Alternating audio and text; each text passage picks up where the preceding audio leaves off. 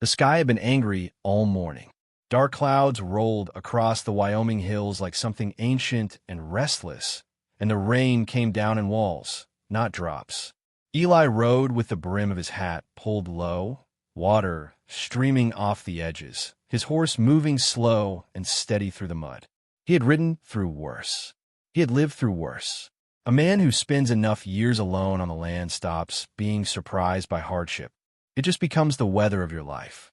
He was not thinking about anything in particular, just the sound of the rain and the weight of another quiet day when he saw her. Please like this video and listen to my story till the end and let me know which city you're listening from. That way, I can see how far my story has traveled. He almost missed her. She was so small against the landscape, so still, that for a moment his eyes told him she was just a pile of abandoned cloth by the road. But then she moved just slightly, a trembling shift of her shoulders, and Eli pulled the reins hard. His horse slowed.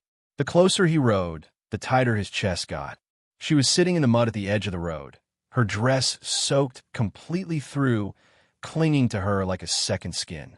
Her shoes had split open at the soles, and through the broken leather he could see the pale skin of her feet, raw and blistered from walking. Her hair was plastered flat against her face. She was holding a small travel bag in both hands, pressing it against her chest like it was the only solid thing left in her world. She looked up at him. Her eyes were brown, deep and dark, and the skin around them was red, not from tears she was still shedding, but from tears she had already run out of. She had cried herself dry somewhere along the road, and kept walking anyway. Eli cleared his throat. His voice came out rough, the way it always did when he had gone too many days without needing to use it. "Where are you headed?" She stared at him through the pouring rain. Water ran down her cheeks like the sky was weeping on her behalf. "I don't know anymore," she said. Those 4 words hit him somewhere behind the ribs, in a place he had walled off so carefully that he had almost forgotten it was there. Behind them, the nearest town was 5 miles of mud and cold. His cabin was a single mile ahead. He looked down the road, then back at her. He reached down his hand. They say grace finds us when we need it most.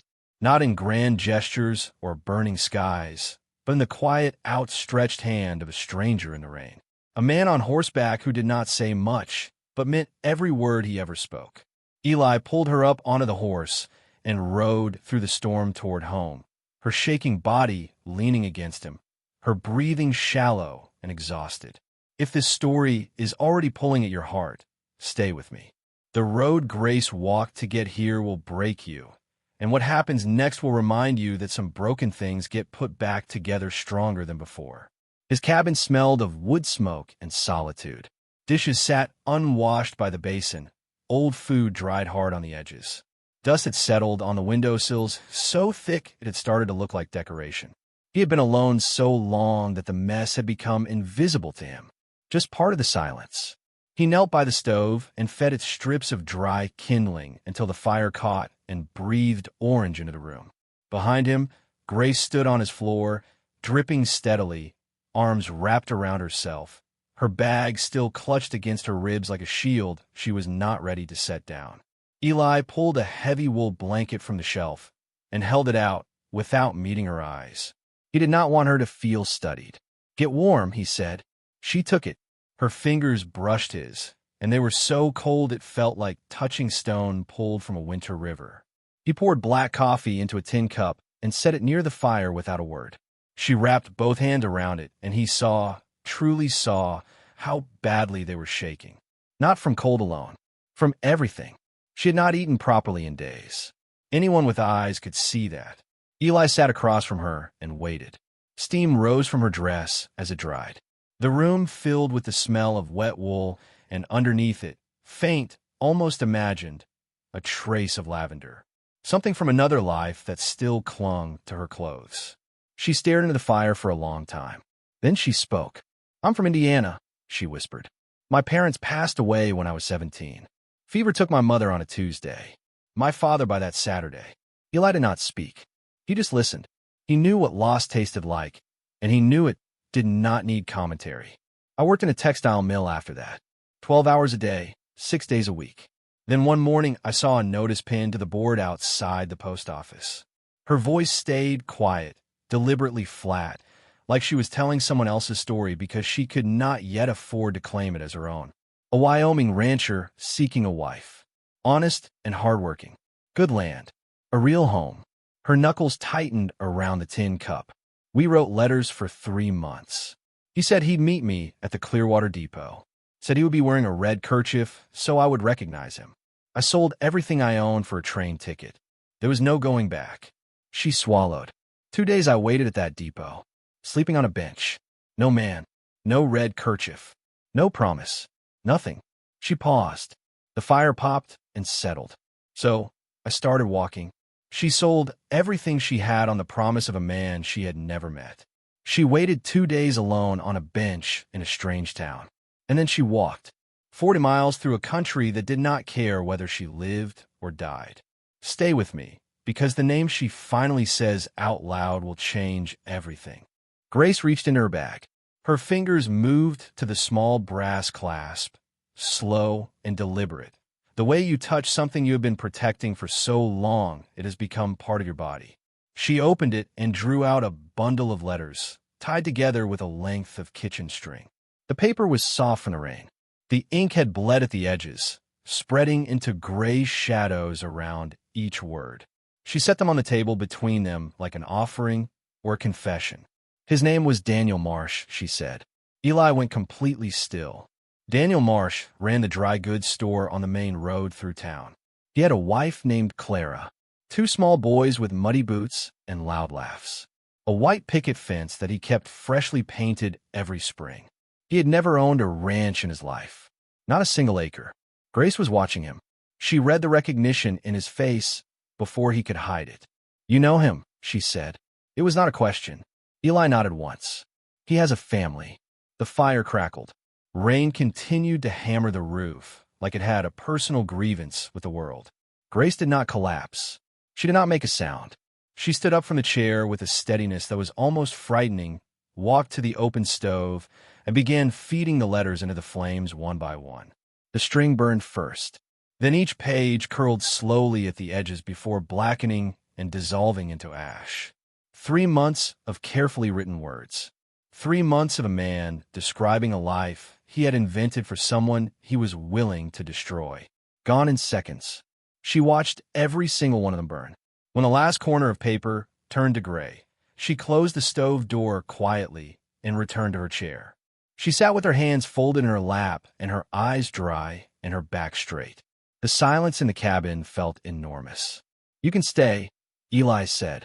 His voice came out lower than he intended. "As long as you need to." She did not answer right away.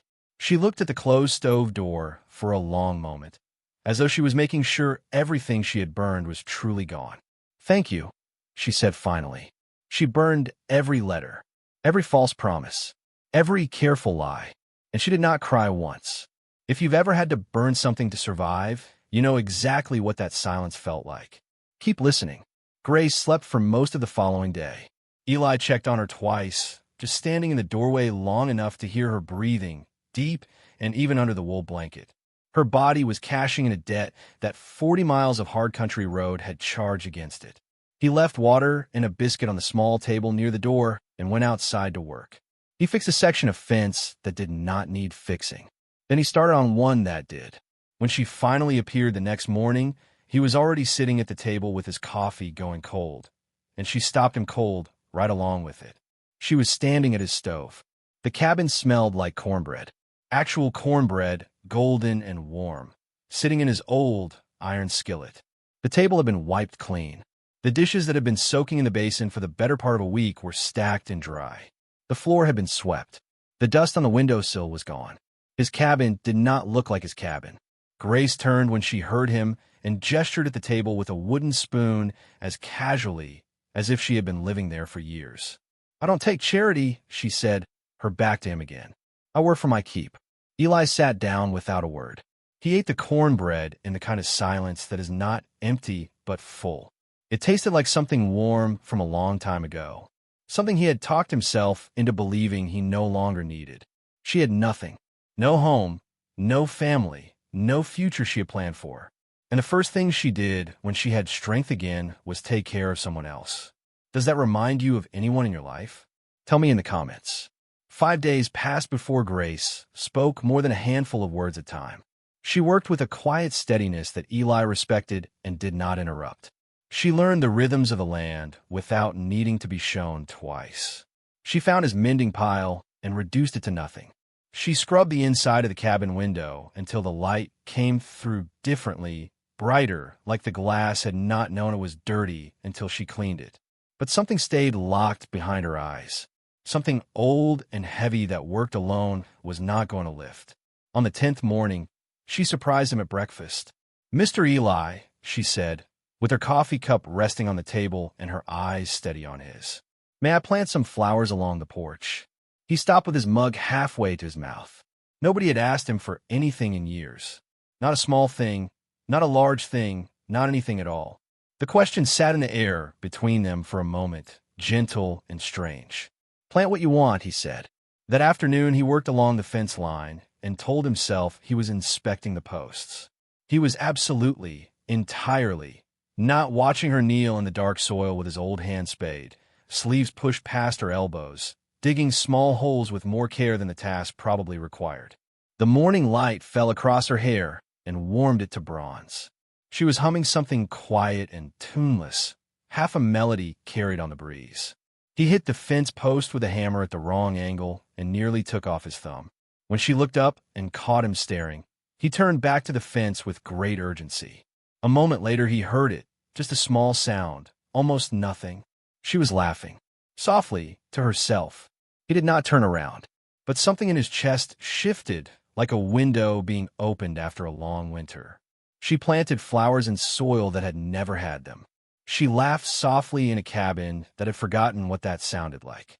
But what was coming to Willow Creek was about to put everything they had carefully, quietly built together directly in the path of a storm they did not see coming. That evening, something small changed. Grace set her travel bag down in the corner of the front room and left it there. She did not carry it from room to room the way she had since she arrived. She did not keep it at her feet while she sat. She rested it against the wall, leaning like it was finally allowed to rest, and she stood looking at it for a moment with something unreadable in her expression. "I'm tired of carrying it," she said quietly. Eli understood that she was not talking about the bag. He said nothing. There are things that do not need words, and he had learned long ago which things those were. 7 days after that, they rode into town together so Grace could post a letter to a friend she had left behind in Indiana. Eli noticed her hands before they even reached the first rooftops of Clearwater. She was twisting a handkerchief between her fingers until it had gone tight as rope. Her shoulders had climbed up toward her ears. Her jaw was set. "Nobody's going to bite you," he said gently. She tried to smile. It came out uncertain, more effort than result. The town came into view slowly. A church steeple, the general store, a saloon with horses tied out front. A few women on the boardwalk stopped what they were doing as the wagon came in. Inside the store, a bell above the door jingled, and 3 women turned from what they were doing in perfect unison. The conversation that had been floating through the room stopped as completely as if someone had pressed a hand over its mouth. Every pair of eyes settled on Grace. Eli felt the heat move up the back of his neck. He had not wanted to bring her into town so soon. He had wanted to give her more time before putting her in front of eyes that would ask questions they had no right to ask. The woman behind the counter was named Ruth Hadley, and her smile was the kind that looked warm right up until you noticed the calculation running behind it.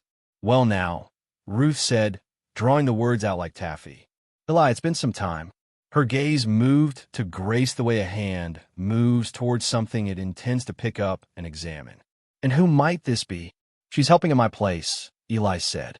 His voice came out flatter than he intended. "Helping," Ruth repeated, tasting the word from every angle. Grace met the stare directly. She nodded once, with the kind of quiet dignity that cost something. "Good morning, ma'am." Ruth blinked. She had expected something easier to dismiss. "Good morning," she said, off balance for just a moment before the smile returned. Grace mailed her letter. The women whispered behind their hands and never quite stopped watching. Eli felt every second of it like a stone sitting in his coat pocket. She walked into that store with nothing left to lose and more dignity than most people who have everything. If that hit you somewhere real, stay with this story. It only gets deeper from here. On the boardwalk outside, voices drifted through the open window behind them. Ruth's voice first. Mail, order bride. Left at the depot, like unwanted freight. Another voice, younger, lower. Living out at Eli's place now, alone with him. Laughter. Small, and knowing and deliberately loud enough to travel. Grace's shoulders pulled tight for just a moment. Then she kept walking. Her chin stayed level. She did not look back. The ride home was mostly silent. Dust lifted and fell behind the wagon wheels. The hills sat still and golden in the late afternoon light. Grace stared straight ahead with her handkerchief twisted into absolute knots in her lap. "They don't matter," Eli said. The words came out soft, but he meant them all the way through. "They think I'm a ruined woman living in shame with a man she has no business living with," Grace said. Her voice was so steady it almost disguised how much the words cost her. "I know exactly what they think. Doesn't change what is actually true." She turned and looked at him, then really looked with those dark brown eyes that had already survived so much more than they should have been asked to. Something in her face eased. "Thank you," she said, "for letting me hold my head up."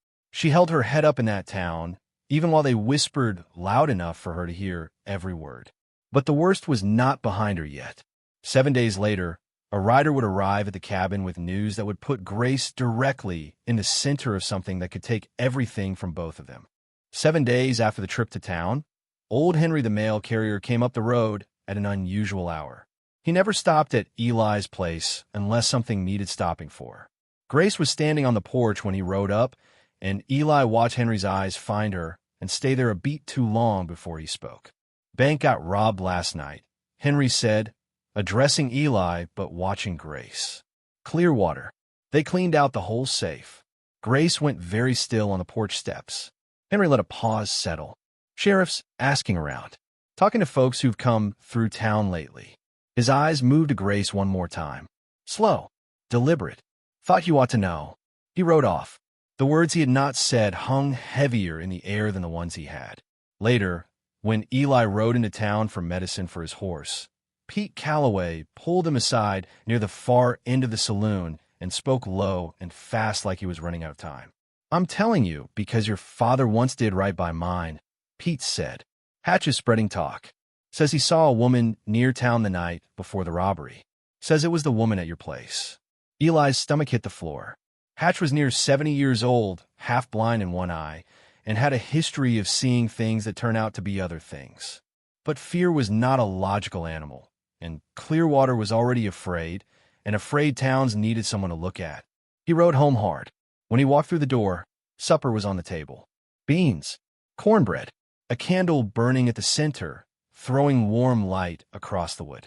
Grace was at the stove, and she turned when she heard him and looked at his face with the immediate attentiveness of someone who had learned to read weather in all its forms.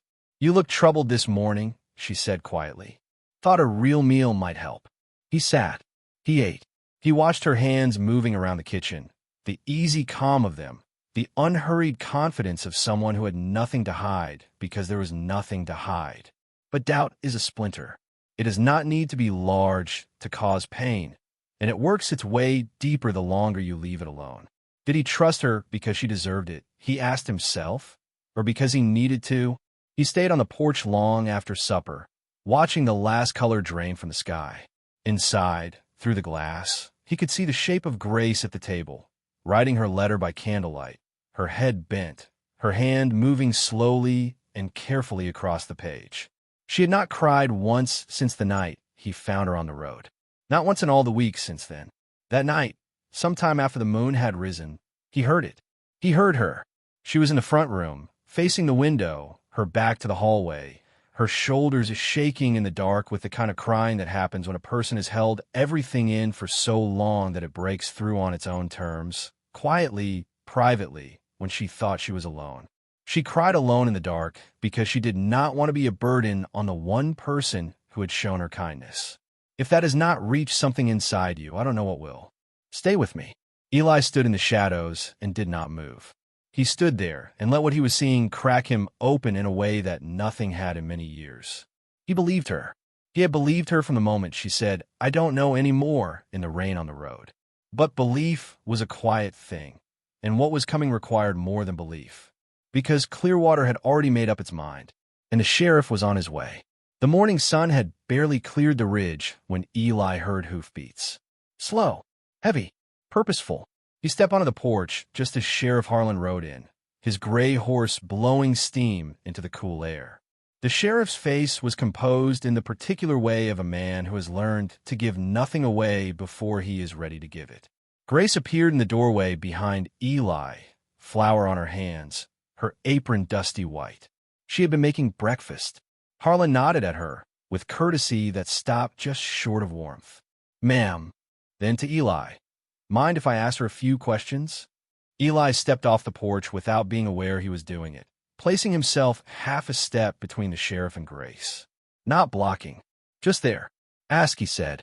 They stood in the yard while the morning wind moved through the grass. Harlan flipped open a small notebook. "When did you arrive in Clearwater?" "The 16th of September, Grace said. 5 weeks ago." "Where before that?" "Indiana. I worked at the Morrison textile mill in the city." "Anyone who can place your whereabouts the night before the robbery?"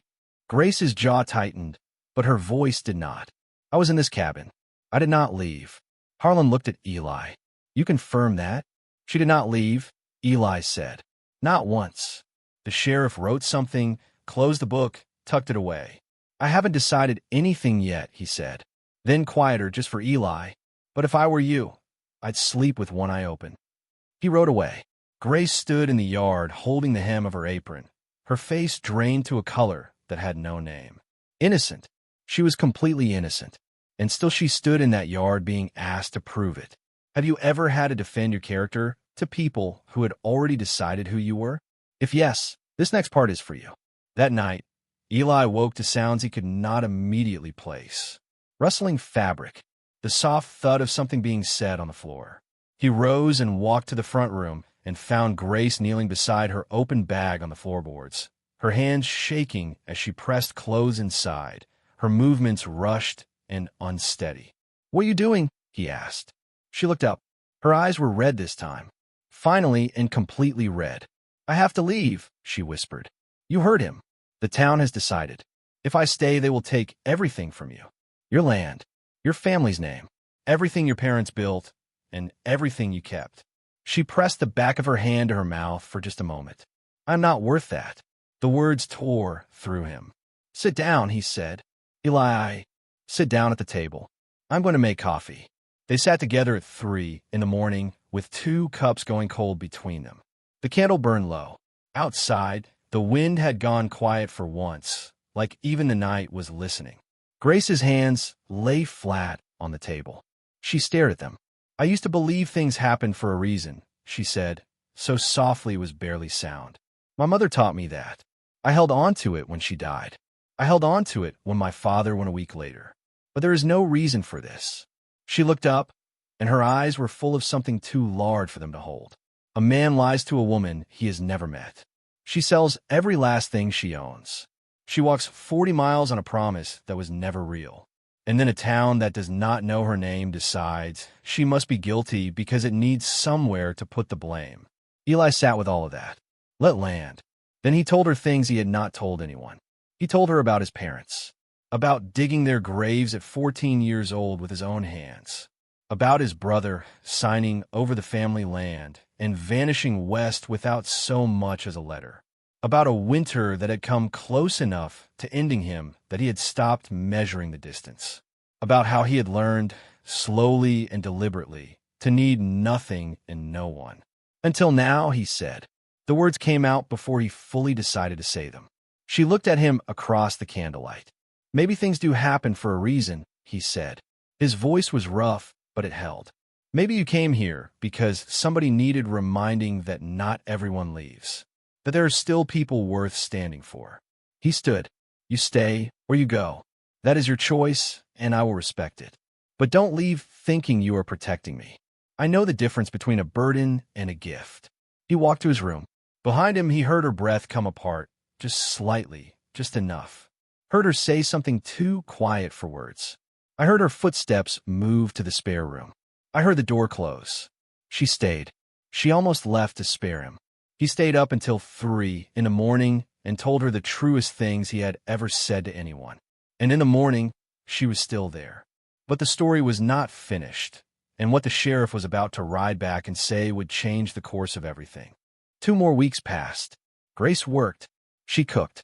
She tended the flowers along the porch rail, gold and purple blooms that had pushed stubbornly through the reluctant soil like they had decided to live regardless of the circumstances. But the light in her had dimmed. Eli could see it. The way her movements had grown quieter. The way she paused sometimes in the middle of a task, standing still at the window with her hand resting on the sill, looking at something that was not in the yard. She was waiting for the next blow. A person who has been knocked down enough times starts to brace before the hit even comes. That is not a weakness. That is survival. But it is a terrible way to live, and watching it in her was one of the hardest things Eli had ever done. Then, one morning, Sheriff Harlan came back. Eli was splitting wood near the barn. Grace was on the porch steps, a cup of coffee warming both her hands, her hair loose and catching the early light. She saw the sheriff's horse before Eli did, and her whole body went rigid, her knuckles white around the cup. Harlan rode in and dismounted. He removed his hat before he even reached the porch steps. That small gesture said everything. "Ma'am," he said. He looked at the ground for a moment, then backed up. "We caught the men who robbed the bank." Grace did not move. 4 of them, holed up east of here. They confessed to the Clearwater job without much prompting. Harlan turned his hat in his hands. There was no woman with them. There never was. He paused. The woman Hatch saw had yellow hair, considerably different height. He got it wrong. He gets things wrong. Eli felt something unknot inside him, something that had been pulled tight for weeks, slowly releasing. "Miss Grace," the sheriff said, and his voice had changed now, softer, heavier with what it had to carry. "I owe you an apology. This town owes you an apology." Grace stood very still for a long time. The wind moved her hair. The morning light fell across her face. She did not soften the way people expect you to soften when they say sorry, melting into relief and gratitude and reassurance that it is fine, that you understand, that no real harm was done.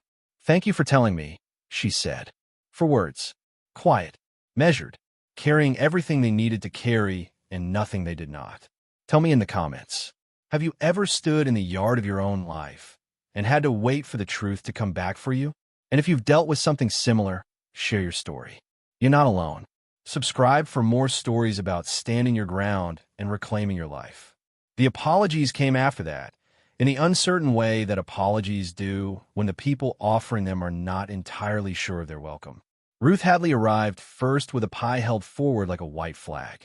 Apple, still warm, her eyes unable to quite reach Grace's face. "Thank you, Ruth," Grace said. Her voice was polite and correct and gave nothing more than was asked for. The preacher came, a neighbor from the far hill, a woman who had been among the ones whispering at the store window.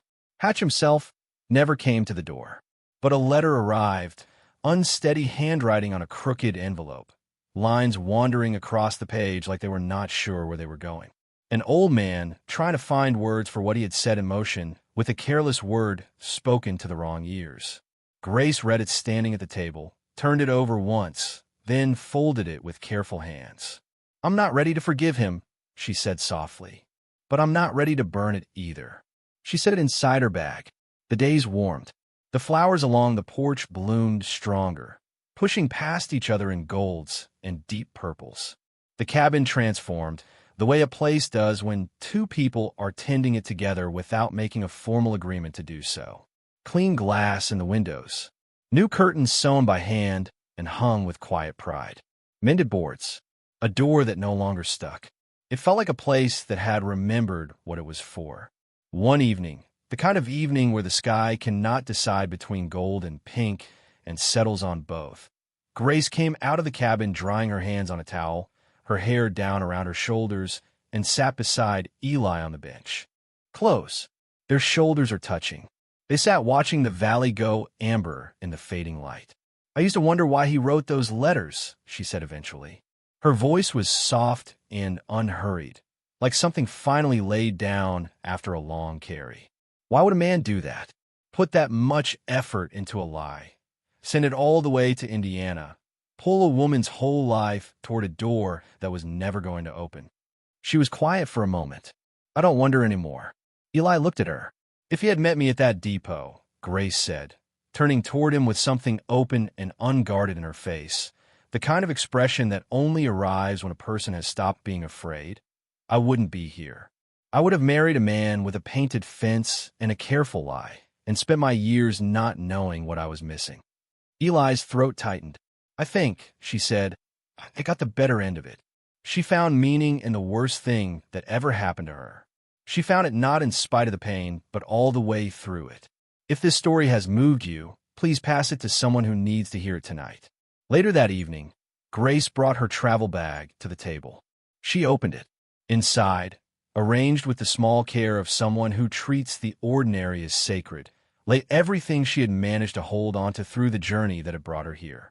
She reached in and removed the last letter with Daniel Marsh's handwriting on it, the only one she had saved from the fire, and without ceremony and without drama, she carried it to the stove and placed it in the flames.